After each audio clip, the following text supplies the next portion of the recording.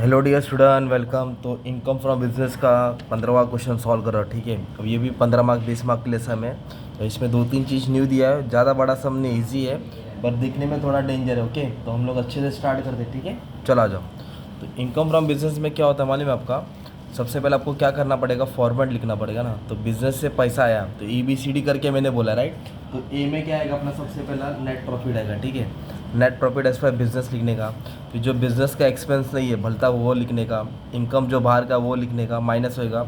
Depression as per income tax rule. फिर other source से deduction है वो भी मिलेगा अपने को। ओके, तो अभी सम को सबसे पहले क्या करेंगे हम लोग, क्वेश्चन देख के आप लोगों को पहचान में आना चाहिए कि ये सम बिजनेस का है। कैसे पहचानेंगे? ये आपको प्रॉफिट एंड लॉस स्टेटमेंट दिया रहेगा। ठीक है, और देखो तुमको नेट प्रॉफिट भी दिख रहा है। क्या दिख रहा है इधर? नेट प्रॉफिट ना। तो ये नेट प्रॉफिट दिख रहा है तुमको, तो इससे समझ आने का कि बिजनेस का सम है। तो ए में लिख दो सबसे पहले। क्या लिखेंगे? Net profit as per profit and loss account 2,18,000। ठीक है, कॉलम बनाया और ये वाला स्टेटमेंट लिख दिया। मतलब 15 में से तुमको 1.5 मार्क जमा हो गया। ठीक है, अब इसके बाद क्या करना है मालूम है? सबसे पहले ए लिख दिया ना, तो ए के बाद सी के पास आओ। सी क्या है? Income disallow, income consider separately. तो जो क्रेडिट साइड है वो तुम्हारा इनकम है। तो ग्रॉस प्रॉफिट को छोड़ के ना सबको लिखो कॉपी पेस्ट करके। इनकम डिसअलाउ में आपको क्या करना है, जो भी ग्रॉस प्रॉफिट मतलब क्रेडिट साइड है ना, तो ग्रॉस प्रॉफिट को छोड़ देने का है, बाकी का सब कॉपी पेस्ट करो। तो क्या क्या आएगा? Winning from horse, winning from horse मतलब रेस कोर्स होता है ना, वहाँ से उसने पैसा जीता। तो ये क्या है? इनकम डिसअलाउबल है, इनकम डिसअलाउबल। ओके, कितना जीता? 50,000। तो एज इट इज़ तुमको यहाँ लिखना है।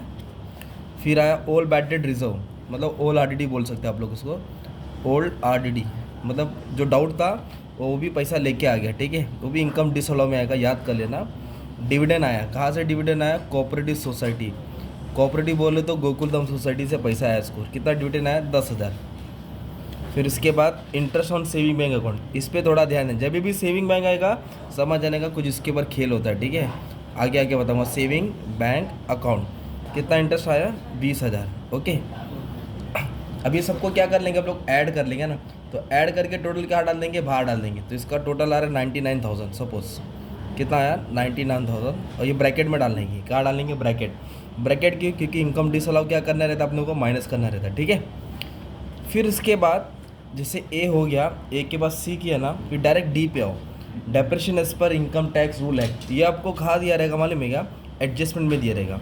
और एक टेबल में भी डेप्रिसिएशन है, तो टेबल वालों को बोलेंगे डेप्रिसिएशन एज पर बुक, और नीचे वाला एडजस्टमेंट को क्या बोलेंगे? Depreciation as per IT act account. ठीक है, तो IT एक्ट अकाउंट का कैसे करेंगे मालूम है क्या? तो जो टेबल में डेप्रेशन उसको यहाँ लिखने का, डेप्रिसिएशन। ओके, हैज़ पर बुक लिखने का, डेप्रिसिएशन हैज़ पर बुक। तो टेबल में कितना डेप्रिसिएशन है मालूम है? 35,000, 35। ओके, और जो ये एडजस्टमेंट में दिख रहा है ना सेकंड वाले में, इनकम टैक्स रूल, वो तुम्हारा डी में आएगा। ओके, उसको क्या करना पड़ेगा? माइनस करना पड़ेगा। Income as per IT rule act. तो पहले ए लिखा, फिर सी सॉल्व किया, फिर डी लिख के, फिर अब वही क्या करेंगे? एक एक आइटम पढ़ेंगे। जो बिजनेस का नहीं है, जो पर्सनल एक्सपेंस है, जो अलता भलता है वो लिखेंगे एक्सपेंस डिसऑलर में। The expense consider separately. Okay, तो स्टाफ सैलरी बिजनेस का होता है, ऑफिस भी बिजनेस का होता है, रेंट भी बिजनेस का होता है, फायर इंश्योरेंस बोला है तो फायर भी बिजनेस का होता है। अगर लाइफ आएगा तो यहाँ आएगा ना, लाइफ बोले तो खुद का हो गया। इनकम टैक्स बिजनेस का नहीं होता है। ठीक है, उसको बाद में पे करते हैं ना, बिजनेस ऑपरेटिंग एक्सपेंडिचर नहीं है वो, तो एक्सपेंस डिसअलाउ में आएगा। ठीक है, 7,500। बैड डेट्स नहीं आएगा, ओल्ड रिजर्व आएगा, याद रखना। बैड डेट्स बिजनेस का ही लॉस होता है। कन्वेंस बोले तो travelling, it is all related to business, it is all related to business. Contribution to PPF, what is PPF? PPF बोले तो पब्लिक फंड, प्रोविडेंट फंड। तो ये बिजनेस का नहीं होता है, कुछ ने कहीं इन्वेस्ट किया है DC में, तो ये तुम्हारा होएगा एक्सपेंस डिसअलाउ। क्या होएगा? एक्सपेंस डिसअलाउ, कंसिडर सेपरेटली, अलता भलता। ओके, 25,000। फिर इसके बाद आएगा डेप्रिसिएशन। ऑलरेडी पहले ही डेप्रिसिएशन नहीं लिख दिया था हमने, नेट प्रॉफिट तो टॉप में लिखना पड़ता। ओके, फिर इसके बाद एडजस्टमेंट पढ़ेंगे। Office expense include 10,000 gift for staff, मतलब ये ऑफिस एक्सपेंस में 10,000 गिफ्ट स्टाफ का है। स्टाफ बोले तो बिजनेस वाले हो गए ना, एम्प्लॉय हो गया, तो ये बिजनेस का ही खर्चा है। अगर 10,000 गिफ्ट ऐसा बोला रहता फॉर वाइफ, तो पर्सनल आता, तो इधर आता। ओके, पर्सनल आएगा, घर का आएगा, ड्राइंग आएगा, बिजनेस का थोड़ी आएगा, ये बिजनेस का ही है। डेप्रिसिएशन बोला था तो ऑलरेडी यहाँ हमने लिख दिया। इधर बोला है all bad debts in respect of which is recovery made it not allowed deduction, इसको डिडक्शन में नहीं लेने का है। रिटर्न ऑफ मतलब इसको कुछ करना नहीं था, ठीक है, ऑलरेडी यहाँ लिख के छोड़ देने का। तभी इन्फॉर्मेशन इतना ही मिला और कुछ दिया ही नहीं है, तब इसको टोटल करेंगे आप लोग। तो क्या करेंगे, ये तीनों को ऐड करूँगा ना, 25, 60, 67, 500, ये टोटल बाहर डालूँगा। अब ये दोनों को ऐड करेंगे हम, किसको, नेट प्रॉफिट ये 67 को, तो अपने को मिलेगा 285, 500, 285, 500, ठीक है, 285, 500। उसमें से ये क्या करेंगे, 99 और 30 भी माइनस करेंगे। 285, 500 से 99 इनकम डिसल होगा, 30,000 डेप्रिसिएशन का माइनस करेंगे, तो अपने को मिलेगा 1,56,500। इसमें से ये दोनों का क्या माइनस, इसको बोलेंगे इनकम फ्रॉम बिजनेस। क्या बोलेंगे, इनकम फ्रॉम बिजनेस। अब आएगा अपना इनकम फ्रॉम अदर सोर्स। तो इनकम फ्रॉम अदर सोर्स में क्या करने का मालूम है क्या, देखो जो ग्रॉस प्रॉफिट के बाद है ना, ये वापस से ना, ये नाम है ना, नाम फिर से यहाँ कॉपी कर लो। तो इनको क्या 4 जगह से पैसा है। एक तो आया विनिंग फ्रॉम हॉर्स रेस से पैसा कम है उसने, फिर ऑल बैड डेट, इसको नहीं लेने का रहता है, ठीक है, ये इनकम नहीं होता है। डिविडेंड, एक डिविडेंड का पैसा आया कहाँ से, कोऑपरेटिव बैंक से। एक इंटरेस्ट आया सेविंग बैंक अकाउंट से, ओके। तो विनिंग फ्रॉम हॉर्स रेस है ना, रेस कोर्स से पैसा कमाया, या टैक्सेबल होता है, याद रहेगा, गिफ्ट माफ होता है ना। ऑल बैड डेट रिकॉर्ड को लेना ही नहीं रहता है, अदर सोर्स में नहीं आता वो। डिविडेंड, डिविडेंड भी इनकम है और वो इनकम टैक्सेबल है। इंटरेस्ट, ये भी इनकम है और ये टैक्सेबल है। अब इसके पीछे कहानी है, मैं समझाता हूँ। 70, 60, ये 60 हो गया, 80,000, तो 80 क्या हो गया आपका, अदर सोर्स हो गया।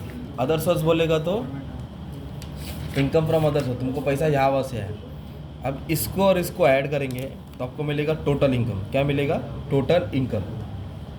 तो टोटल इनकम कितना हो गया, 236,500, इसको ऐड करके 2,36,500, ये हो गया इसका टोटल इनकम।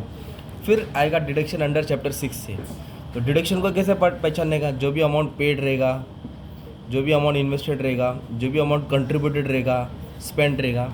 इधर एक दिया कंट्रीब्यूशन, एक ये डिडक्शन है 25,000 पी, तो ये 80C में आता है। जो भी कंट्रीब्यूशन करेगा ना, पब्लिक प्रोविडेंट फंड 80C में आता है। डिडक्शन का लिस्ट तुमको समझा दिया हो, अच्छे से वीडियो अपलोड कर दिया हो, तो ध्यान देना, ठीक है।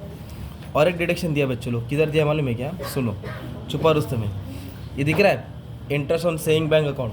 मतलब सेविंग बैंक अकाउंट से अपने को क्या आया, पैसा आया ना 20,000, तो 20,000 में से 10,000 डिडक्शन में आएगा। 80TTA, जो भी इंटरेस्ट आता है ना सेविंग बैंक अकाउंट पे, किस पे, सेविंग बैंक अकाउंट, इसका लिमिट है 10,000। मतलब आपको 20,000 इनकम मिला है, ये टैक्सेबल भी है और डिडक्टेबल भी है। सेविंग का अमाउंट पे टैक्स लगेगा और कटेगा कितना, सिर्फ 10,000। तो ये याद करने का, तो 10,000 डिडक्शन मिलेगा, किसका, सेविंग बैंक अकाउंट का। तो फिर कितना हो गया टोटल, 35 है ना। तो डिडक्शन आया 35, डिडक्शन बोले तो कम करना है, इसमें से इसको माइनस करेंगे, तो जो बचेगा ना 2,01,500, वो नेट टैक्सेबल इनकम होगा, मतलब इस पर आपको टैक्स देने का, इस पर। ये तुम्हारा सम था, क्या था, इनकम फ्रॉम बिजनेस। एकदम अच्छा खासा प्यार मोहब्बत वाला करा दिया अच्छे से, ठीक है। तो thank you very much and all the best for exam.